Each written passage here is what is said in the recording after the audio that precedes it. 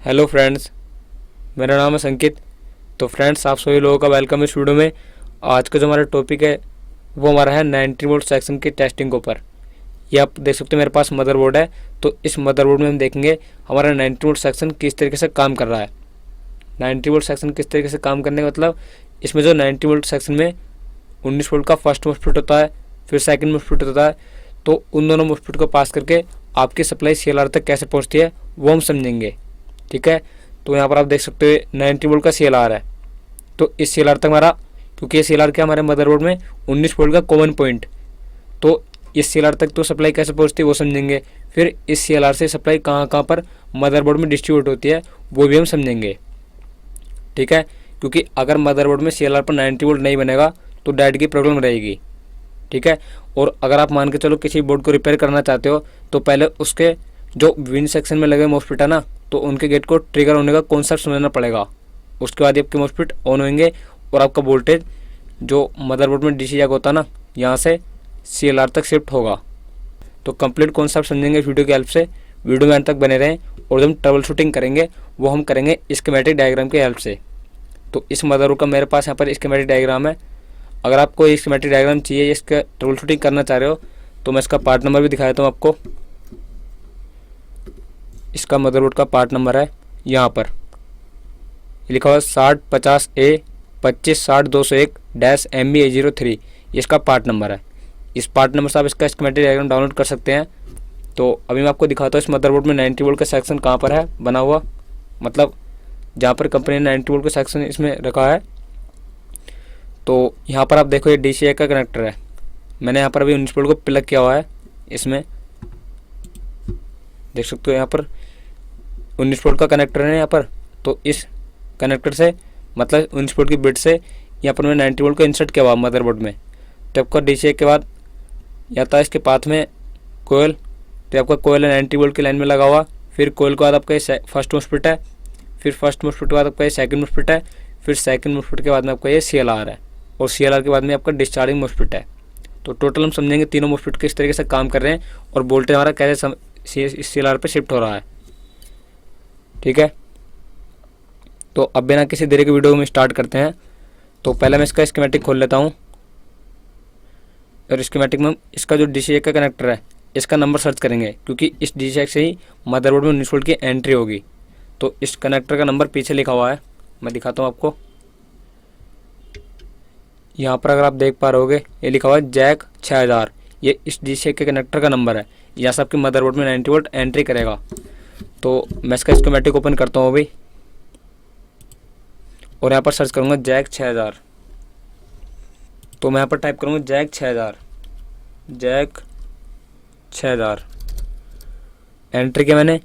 तो यहाँ पर देख सकते हो आपका ये DCI का कनेक्टर आ चुका है। यहाँ से आपके मदरबोर्ड में 19 वोल्ट एंट्री होगा। अब ये कनेक्टर कितने पिन का टोटल, तो एक कनेक्टर टोटल 9 पिन का, जिसमें आपका पिन नंबर 4 5 6 तो ग्राउंड है, देख सकते हो आप ग्राउंड का सिंबल है ये रहा, और 7 8 9 ये भी आपका ग्राउंड है।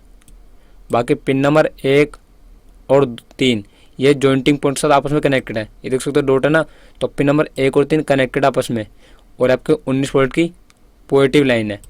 इसके पास में देखो DCI के बाद आपका L6035 ये कोयल है 90 वोल्ट की लाइन में लगा हुआ, और इसमें पिन नंबर 2 ये आपके इस तरीके से है।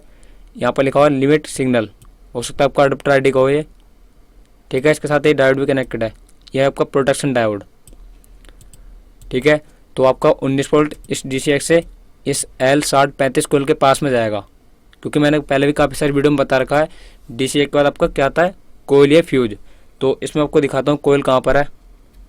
उससे पहले हम मदरबोर्ड में 19 वोल्ट को इंसर्ट करेंगे। तो अभी मैं दिखाता हूँ DC मशीन में। यहाँ पर देख सकते हो DC मशीन है, मैंने इसमें 19 वोल्ट को सेट किया हुआ है, और मदरबोर्ड में हम 19 वोल्ट की पावर को इंजेक्ट कर चुके हैं यहाँ पर। ठीक है। मल्टीमीटर थोड़ा फोकस करता हूँ मैं अभी। तो अब यहाँ पर देखो आप ये 90 वोल्ट का सेक्शन है। अब इसमें आपका कोयल लगा हुआ है L6035। ठीक है। कहाँ पर इसमें कोयल आपका, जो कि L6035 है। तो मैं दिखाता हूँ आपको। यहाँ पर आप देखो ये आपका L6035 कोयल है। ठीक है।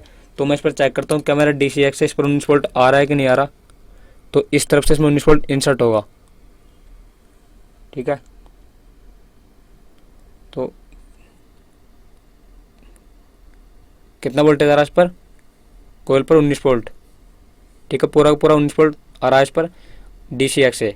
अब ये कोयल इस 19 वोल्ट को अपने इनपुट में लेगा, तो कोयल क्या करेगा, इस सप्लाई को दूसरी तरफ पास कर देगा, क्योंकि सभी को पता होगा कोयल क्या होता है, एज ए वायर, है ना। कोयल के अंदर एक वायर तो होता है रिबन की तरह लिपटा हुआ।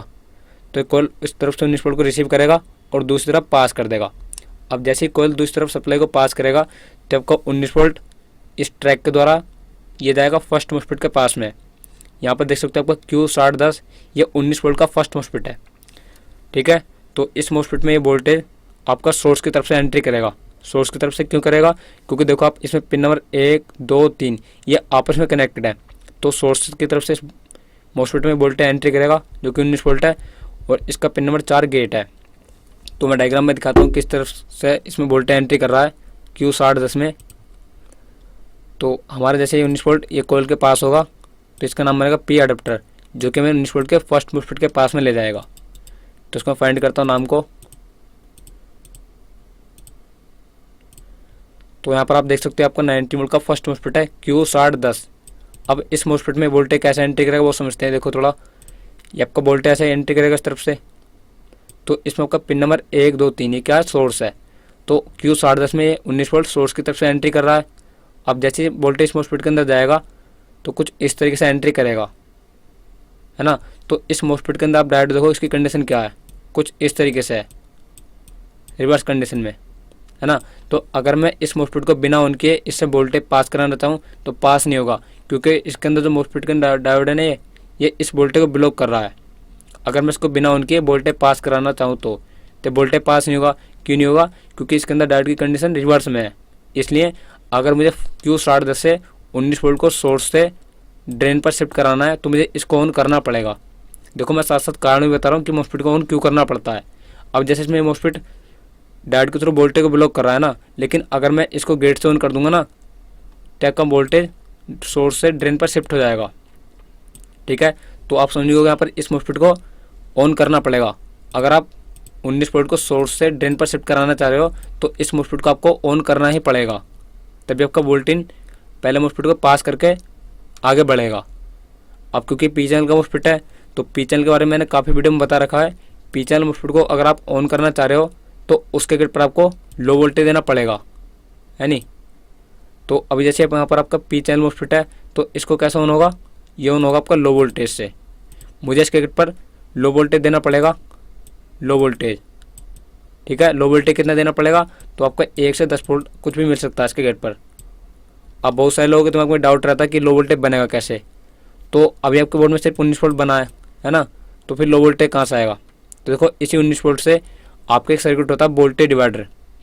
इस 19 वोल्ट से वोल्टेज डिवाइडर के द्वारा लो वोल्टेज बनाया जाता है, ठीक है। तो यहाँ पर देखो आप, ये आपको 19 वोल्ट आएगा ना, तो ये आपको 19 वोल्ट इस वोल्टेज डिवाइडर के ऊपर आएगा। यहाँ पर देखो आप, ये वोल्टेज डिवाइडर पिन नंबर 4 के साथ कनेक्टेड है, मोस्फेट के गेट के साथ, क्योंकि ये वोल्टेज डिवाइडर पिन नंबर 4 पर लो वोल्टेज प्रोवाइड कराएगा ना। तो देखो वोल्टेज डिवाइडर में आपका R1 रजिस्टर है, ऊपर 19 वोल्ट के साथ कनेक्ट, और नीचे आपका R2 रजिस्टर है। लेकिन क्या अभी यहाँ पर डिवाइडर बन जाएगा आपका, अभी नहीं बनेगा। जब तक हम Q6009 को ऑन नहीं करेंगे यहाँ पर डिवाइडर नहीं बनेगा, है ना। तो अगर आप Q6009 को ऑन करोगे तो आपका R1 और R2 आपस में कनेक्टेड हो जाएगा, और डिवाइडर के द्वारा जो भी लो वोल्टेज बनेगा वो लो वोल्टेज चलाएगा पिन नंबर 4 पर, मतलब इस पी चैनल मोस्फेट के गेट पर। तो आपका मोस्फेट ऑन हो जाएगा और सोर्स का वोल्टेज ड्रेन पर शिफ्ट हो जाएगा। अच्छा, ये कैलकुलेट करते हैं कितना वोल्टेज बनेगा लो वोल्टेज, और आपका Q6009 कैसे ऑन होगा। तो अगर आप Q6009 को देखोगे तो देखो इस पर आपको ऑन करने के लिए यही आपका 19 वोल्ट आएगा, इस 220 किलो ओम के रजिस्टर को पास करेगा और Q6009 को ऑन कर देगा, ठीक है। अब ऑन हो जाए तो आपका डिवाइडर बन जाएगा। तो मैं आपको दिखाना चाहता हूँ डिवाइडर से कितना वोल्टेज बनेगा इस मोस्फेट के गेट पर, जो कि हमारा पी चैनल का मोस्फेट है, ठीक है। तो अभी हमारा वोल्टेज कितना है डिवाइडर पे, 19 वोल्ट। मैं यहाँ पर वोल्टेज डिवाइडर को कैलकुलेट करके यहाँ पर लो वोल्टेज निकाल रहा हूँ अभी। तो 19 वोल्ट है, और R2 कितना हमारा 100 किलो ओम का, equal to divide by R1 plus R2।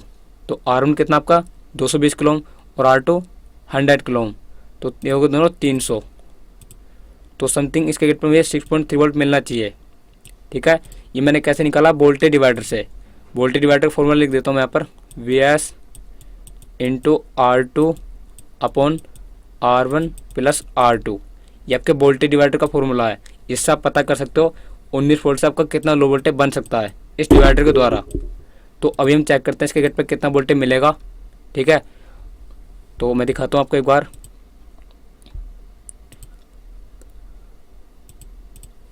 यहाँ पर देखो आपका Q6009 है ना, ये Q6009 सॉरी Q6010 है ना। तो पहले तो डिवाइडर बनाने के लिए हमें क्या करना पड़ेगा, Q6010 को ऑन करना, सॉरी Q6009 को ऑन करना पड़ेगा। तो मैं दिखाता हूँ Q6009 के गेट पर 19 वोल्ट की सप्लाई आ रही है नहीं आ रही है, क्योंकि Q6009 को 19 वोल्ट से ऑन करना पड़ेगा, है ना। क्योंकि देखो ये आपका 19 वोल्ट से इसको ऑन करना पड़ेगा। अब बहुत सारे लोगों के नीचे भी तो कनेक्शन है ना, नीचे ना आपका लिखा हुआ है, यहाँ पर देखो, यहाँ पर लिखा हुआ अडप्टर इनेबल। ये आपका आई चिप से कनेक्टेड होता है और आई चिप यहाँ पर आपका लॉजिक देता है, हाई लॉजिक या फिर लो लॉजिक। 19 वोल्ट प्रॉपर बन रहा है तब आपका हाई लॉजिक होता है। जैसे आपका हाई लॉजिक इस मॉस्फेट को 19 से ऊपर चला जाता है और जैसे आपका ये हाई लॉजिक ऊपर जाएगा तब का 19 वोल्ट इस मॉस्फेट को ऑन कर देगा। क्योंकि बोर्ड में दो तरीके के लॉजिक होते हैं, एक तो लो लॉजिक, अगर लो लॉजिक रहेगा तो आपका लो लॉजिक ऊपर पहुंच जाएगा जिससे आपका 19 वोल्ट नहीं आ पाएगा और न आपका डिवाइडर बनेगा। लेकिन यहाँ पर एक्चुअल कंडीशन में, ओके कंडीशन में आपका हाई लॉजिक जनरेट करता है, जिससे आपका मॉस्फेट ऑन होगा ना, तो मॉस्फेट ऑन होने पर आपका हाई लॉजिक ऊपर शिफ्ट हो जाएगा। ठीक है, और जैसे ऊपर शिफ्ट होगा हाई लॉजिक तब का 19 वोल्ट नीचे आकर इस Q6009 को ऑन कर देगा, इसके गेट पर 19 वोल्ट की सप्लाई देकर। तो मैं चेक कराता हूँ Q6009 के गेट पर कितनी सप्लाई मिल रही है, क्योंकि इसके गेट पर मुझे 19 वोल्ट मिलना चाहिए कंपलसरी। तो Q6009 को मैं चेक कराता हूँ। यहाँ पर देखो आप, ये लिखा हुआ Q6009, तो इसका गेट देखो लेफ्ट वाला गेट होता है। तो इस पर चेक कराता हूँ कितनी सप्लाई आ रही है, कितनी सप्लाई बन रही है इस पर, 19.27 वोल्टेज। ठीक है, 19.28 वोल्टेज बन रहा है, जिससे आपका मॉस्फेट ऑन हो जाएगा Q6009 तब का वोल्टेज डिवाइडर बना देगा। तो मैं चेक करता हूँ आपको वोल्टेज डिवाइडर से इस Q6010 के गेट पर कितना वोल्टेज मिल रहा है ना। क्योंकि जब इस Q6010 के गेट पर लो वोल्टेज बनेगा तभी तो आपका सोर्स का वोल्टेज ड्रेन पर शिफ्ट होगा ना। तो अभी देखो कितना वोल्टेज है इसके सोर्स पर, 19 वोल्ट। अब मैं चेक करता हूँ ड्रेन पर कितना वोल्टेज है, तो ड्रेन पर भी वही सेम वोल्टेज है, 19.73 ड्रेन पर वोल्टेज है और सोर्स पर कितना है, 19.73। तो पूरा का पूरा वोल्टेज मॉस्फेट शिफ्ट कर रहा है। शिफ्ट कब कर रहा है, जब ये प्रॉपर गेट से ऑन हो रहा है। तो अभी मैं आपको गेट का वोल्टेज चेक कराता हूँ कितना गेट पर वोल्टेज मिल रहा है इसको ऑन करने के लिए।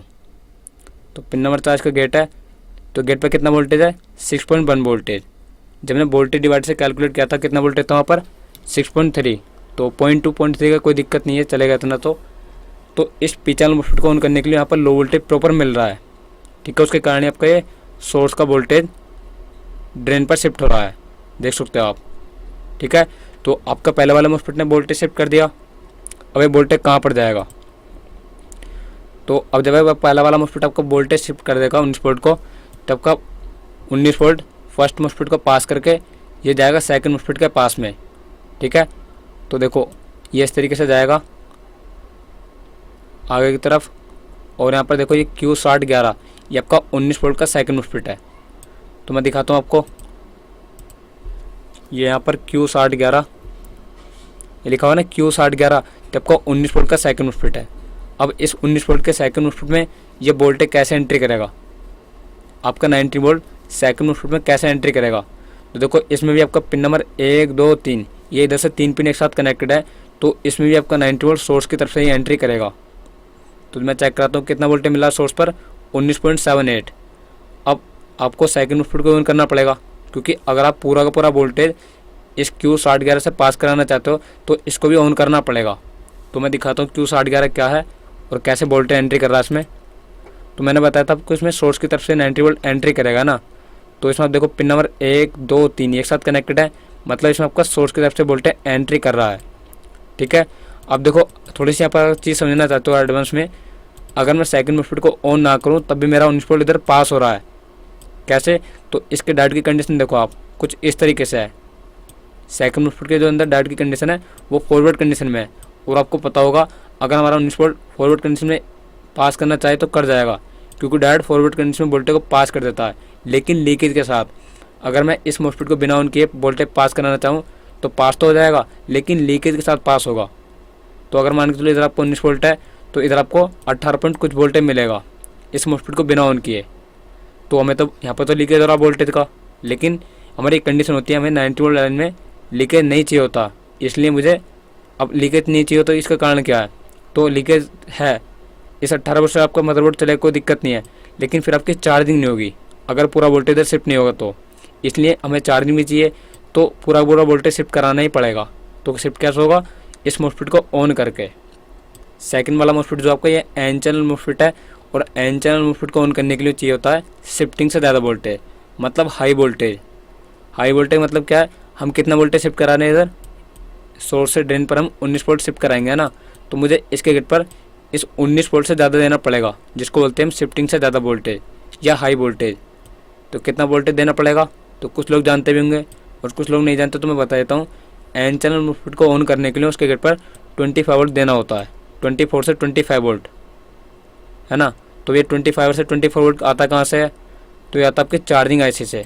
तो अगर आप Q6011 का कनेक्शन देखोगे गेट का, जबकि चार्जिंग IC से आएगा। देखो इसका कनेक्शन इस तरीके से है, इसके बीच में 4.3 किलो ओम का एक रेजिस्टर लगा हुआ है एज ए ब्रेकर, और इसका कनेक्शन आपके यहाँ पर चार्जिंग IC के साथ में। और चार्जिंग IC के अंदर नाम क्या है इसका? ACDRB, adapter current drive. ये आपके 19 वोल्ट को सोर्स से ड्रेन पर ड्राइव कराएगा, ठीक है। तो मैं सेकंड वाला MOSFET को ऑन करने के लिए उसके गेट पर 25 वोल्ट देना पड़ेगा। तो मैं चेक करता हूँ प्रैक्टिकली आपको क्या इसके गेट पर पूरा वोल्टेज मिल रहा है नहीं मिल रहा, मतलब हाई वोल्टेज। तो ये तो मैंने आपको बता दिया कि सेकंड MOSFET में 19 वोल्ट आपका सोर्स की तरफ से एंट्री करेगा, देख सकते हो आप। सॉरी, मल्टीमीटर दिखाता हूँ आपको मैं यहाँ पर।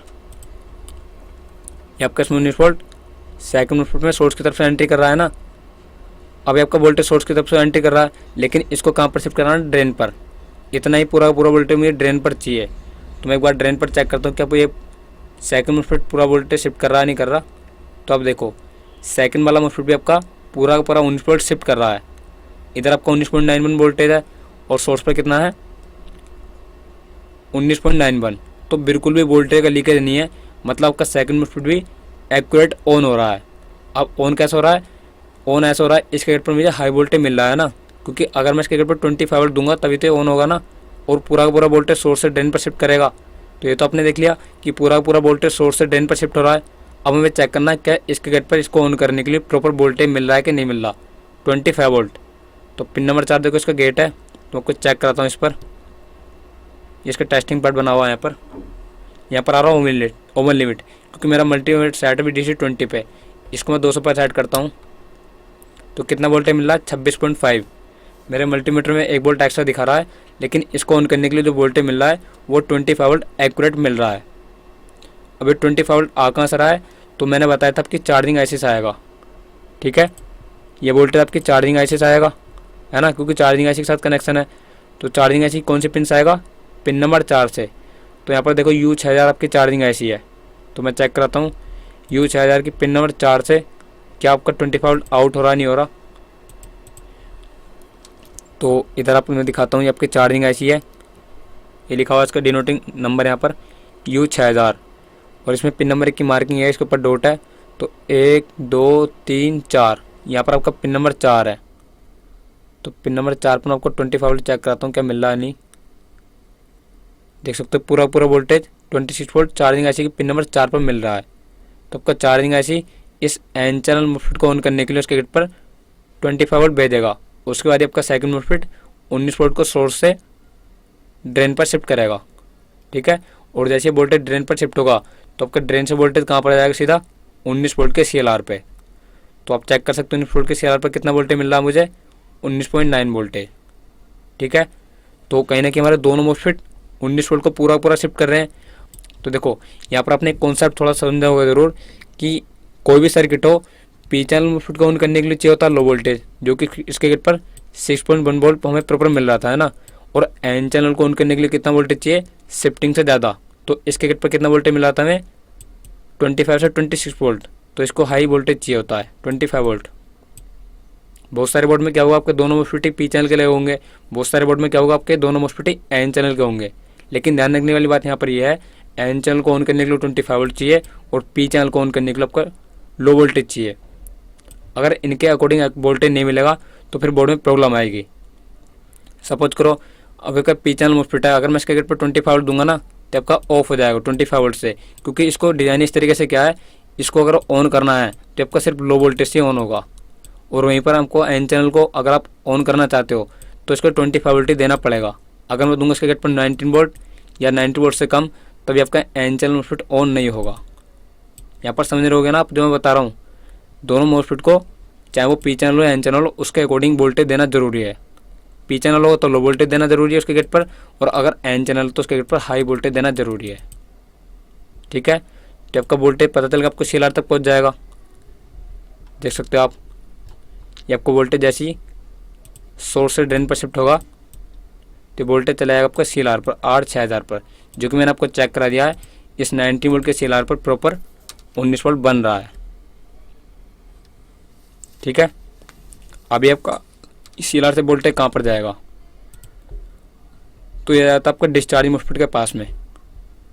ठीक है, डिस्चार्जिंग मोस्फेट के पास में क्यों जाएगा, क्योंकि जो आपका डिस्चार्जिंग मोस्फेट होता है ना तो उसको अडप्टर मोड पे ऑफ रखना पड़ता है। तो एक तो डिस्चार्जिंग मोस्फेट को अडप्टर मोड पर ऑफ रखने के लिए यहाँ से देखो 90 वोल्ट जाएगा इसके गेट पर, इसको ऑफ रखने के लिए 19 वोल्ट दिया जाएगा। अच्छा एक बात समझो, यहाँ पर आप समझो कि इसको अडप्टर मोड पर ऑफ क्यों रखा जाएगा, क्योंकि आपको पता होगा डिस्चार्जिंग मोस्फेट की एक तरफ होती है बैटरी सप्लाई और दूसरी तरफ होती है अडप्टर सप्लाई। ठीक है, तो बैटरी सप्लाई को इधर रखने के, अडप्टर सप्लाई को इधर रखने के लिए और बैटरी सप्लाई को इधर बनाए रखने के लिए आपके इस मोस्फेट को अडप्टर मोड पर ऑफ रखा जाता है। ठीक है, अदरवाइज कौन कर देंगे ना तो बैटरी वोल्टेज या अडप्टर वोल्टेज को शॉर्ट कर सकता है। तो इसको अडप्टर मोड पे ऑफ रखा जाता है इसके पर 90 वोल्ट देकर। बाकी ये वोल्टेज इस तरीके से जाएगा और इसमें सोर्स की तरफ मिलेगा डिस्चार्जिंग मोस्फेट में। ठीक है, इधर तो पास होगा नहीं क्योंकि इसके डायोड की कंडीशन कुछ इस तरीके से है, रिवर्स में तो ब्लॉक कर रहा है, और साथ ही साथ इसके गेट को भी हाई वोल्टेज देकर इसको ऑफ रखा जा रहा है। तो आपका 90 वोल्ट इधर से इधर आने का तो कोई मतलब बनता नहीं है ना। तो यही चीज़ मैं आपको प्रैक्टिकली चेक कराता हूँ किस तरीके से इसको ऑफ रखा जाता है। तो देखो पहले तो इसमें आपका ये वोल्टेज सोर्स पर ही रह जाएगा, ये आपका CLR को पास करके ये वोल्टेज आपका डिस्चार्जिंग मोस्फेट के सोर्स पर आएगा। चेक करता हूँ एक सेकंड आपको मैं मल्टीमीटर कनेक्ट करके, ये वोल्टेज आपका सोर्स पर आएगा। देख सकते हो आप सोर्स पर मुझे कितना वोल्टेज मिल रहा है अभी, एक सेकंड, ये आपका सोर्स है, ये आपका 19 वोल्ट मिल रहा है इसके सोर्स पर, और इसके गेट पर भी मिलना चाहिए 19 वोल्ट, क्योंकि इसको भी अडप्टर मोड पे ऑफ रखा जाएगा 19 वोल्ट देकर। तो इसके गेट पर देखो कितना वोल्टेज है, 20 वोल्ट। थोड़ा वोल्टेज बढ़ गया DC मशीन में, कम कर लेता हूँ मैं।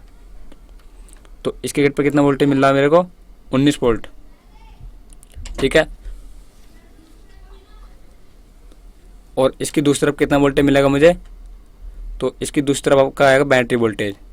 तो भी देखो मल्टीमीटर में कितना वोल्टेज है, 0.6 वोल्ट, क्योंकि अब इसमें बैटरी नहीं लगी हुई है। अगर आपका बैटरी लगा होगा तो इधर आपका बैटरी वोल्टेज रहेगा ड्रेन पर, और सोर्स पर आपका अडप्टर वोल्टेज रहेगा। ठीक है, तो अभी तो मेरा लैपटॉप अडप्टर है तो अडप्टर से चलेगा, लेकिन जैसे मैं यहाँ पर बैटरी कनेक्ट करूँगा तो आपका बैटरी वोल्ट इधर रहेगा, क्योंकि बैटरी वोल्ट अडप्टर मोड पर इधर नहीं आ पाएगा। क्यों नहीं आ पाएगा, क्योंकि एक बात मान के चलो आपकी बैटरी अडप्टर दोनों लगे हुए हैं। ठीक है, तो बैटरी वोल्ट कितना होता है 12 वोल्ट, और अडप्टर वोल्टेज कितना होता है 19 वोल्ट। तो इधर बड़ा वोल्टेज है ना सोर्स पर, तो इसलिए आपका भी लैपटॉप अडप्टर मोड पर चलेगा। लेकिन जैसे आप अडप्टर हटाओगे तो तुरंत आपका 12 वोल्टेज इस मोस्फेट को पास करके CLR पर पहुंच जाएगा बैटरी मोड पर। तो उस कंडीशन में आपका लैपटॉप बैटरी से चलेगा। ठीक है, तो अडप्टर से और बैटरी से चलाने काम कौन कर रहा है, आपका डिस्चार्जिंग मोस्फेट। तो अब इसको अडप्टर मोड पर ऑफ रखने के लिए इसके गेट पर 19 वोल्ट दिया जा रहा है, जो कि मैंने आपको प्रैक्टिकली चेक कराया है। ठीक है, तो अब हम ये समझते हैं कि ये वोल्टेज CLR से कहाँ कहाँ पर डिस्ट्रीब्यूट होगा, क्योंकि आपने ये तो समझ लिया कि वोल्टेज आपका CLR पर आ चुका है दोनों मोस्फेट को पास करके। अब हम ये देखते हैं ये वोल्टेज कहाँ कहाँ पर जाएगा। ठीक है, तो जहाँ पर आपके मदरबोर्ड में 90 वोल्ट की रिक्वायरमेंट है, ये वोल्टेज पूरे मदरबोर्ड में डिस्ट्रीब्यूट हो जाएगा। दिखाता हूँ आपको, तो इसको मैं पलटता हूँ बैक साइड। ठीक है, क्योंकि CLR से आपके पूरे मदरबोर्ड में 90 वोल्ट सप्लाई डिस्ट्रीब्यूट होगी। जैसे कि यहाँ पर एक सेक्शन है, ये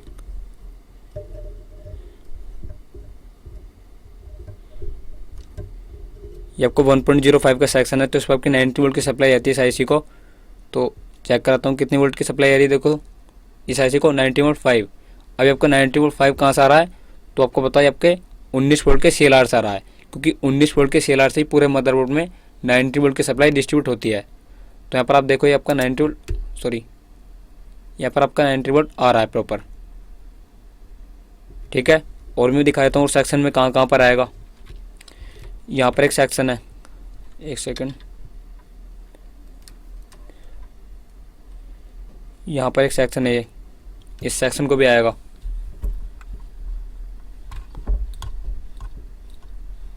थोड़ा फोकस करता हूँ उसको मैं। तो यहाँ पर आपकी एक IC है, इस IC को भी आएगा 90 वोल्ट।